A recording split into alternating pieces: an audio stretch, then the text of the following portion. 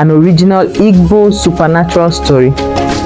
This is a fictional story inspired by Igbo culture, folklore, and moral teachings. It is written for entertainment purposes. The man who died for 3 days. Long before electricity reached the villages of Igboland, there was a peaceful community known as Umuozara. It was a beautiful village surrounded by thick forests, green farmlands, flowing streams, and ancient Iroko trees that had stood for hundreds of years. The people of Umuozara were hard-working farmers who believed in God, respected their ancestors, and lived by the wisdom of their elders. Every evening, when darkness covered the land and the sound of crickets filled the air, the elders gathered children around the fire to tell stories. They always ended with the same warning: never allow pride to blind your heart. Wealth may impress men, but it cannot bribe death. The children would nod with fear. The adults would remain silent. Everyone respected those words. Everyone except one man. His name was Nnamdi Okeke.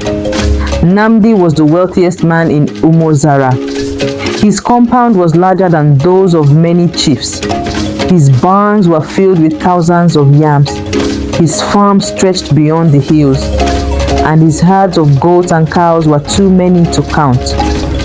Traders from distant villages came to buy from him, and people often said no one in the entire region possessed more wealth. But despite his riches, Nnamdi had one serious problem. He had no compassion. He believed kindness was for weak people. To him, money was more important than human life.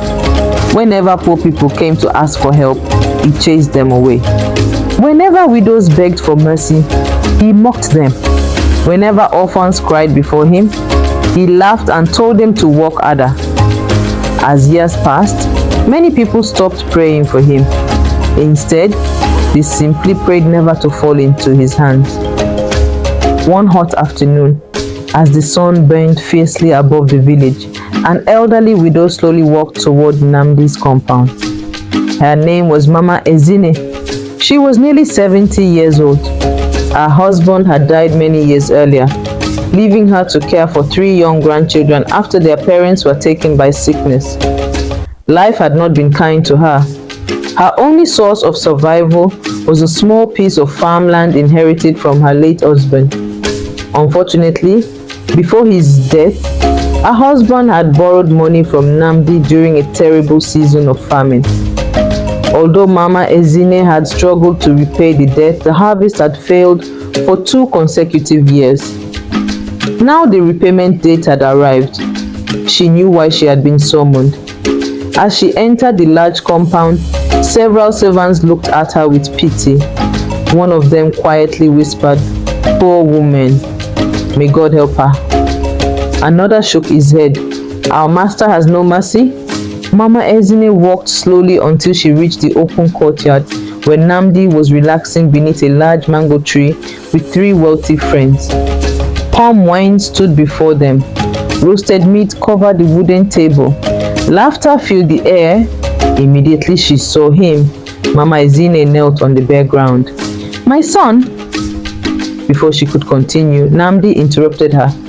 "I am not your son." The old woman lowered her head. "I am sorry. Please forgive me. What do you want?" "My lord, I have come to beg for more time." Nnamdi stared at her without emotion.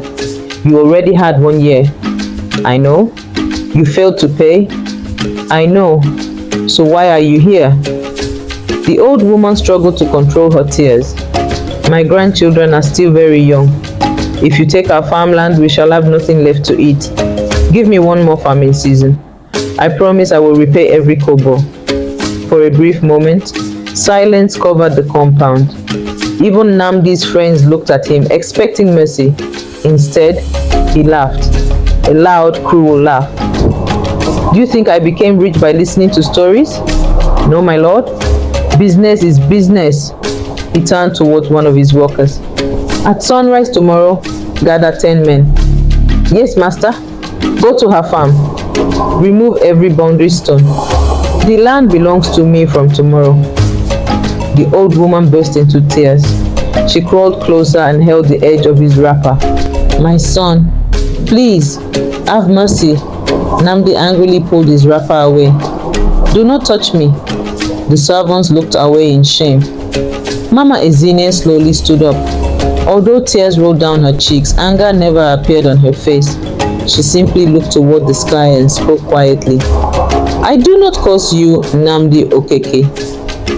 I leave your judgment to the God who sees every hidden deed." Without another word, she turned and slowly walked out of the compound. No one noticed the strange old traveler standing outside the gate. His white beard reached his chest. His clothes were covered with dust from a long journey. His eyes seemed filled with ancient wisdom. He had watched everything in silence. As Mama Ezine passed him, he gently bowed his head in respect. Then he slowly entered Nnamdi's compound. The guards immediately crossed their spears. "Old man, stop there. I have come with a message for your master," the traveler replied calmly. "What message?" "A message that cannot wait," the guards laughed. "Our master does not receive beggars." "I am not a beggar." "Then who are you?" The old traveler smiled. "I am only a messenger."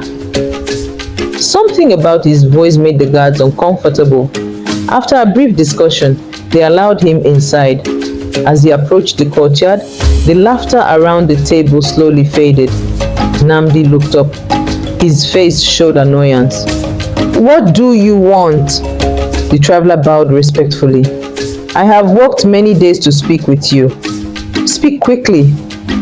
The old man looked directly into Nnamdi's eyes. "There is still time." "Time for what?" Nnamdi asked, laughing.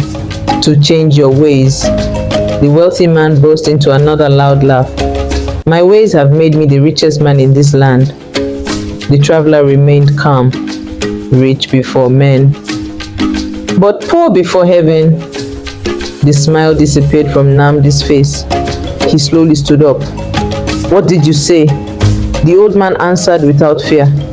"I said you have only 7 days before you begin a journey from which neither gold nor power can save you." At that exact moment, a violent wind swept through the compound. The palm trees bent. The fire beneath the cooking pot suddenly went out. Every dog in the compound stopped barking at once. Even the birds flew away from the mango tree. The entire compound became silent. Nnamdi forced himself to laugh. "You expect me to fear an old man?" He pointed toward the gate. "Throw him out." As the guards escorted the traveler away, the old man stopped at the entrance and spoke one final sentence. When the drums of celebration suddenly fall silent, "Remember my face?" Then, before the guards could blink, the old traveler vanished. He did not run. He did not walk away. He simply disappeared. The guards searched the road in confusion. There were no footprints. No sign that anyone had ever been there. Inside the compound, Nnamdi laughed once again, but deep within his heart, for the first time in his life, fear quietly took its seat.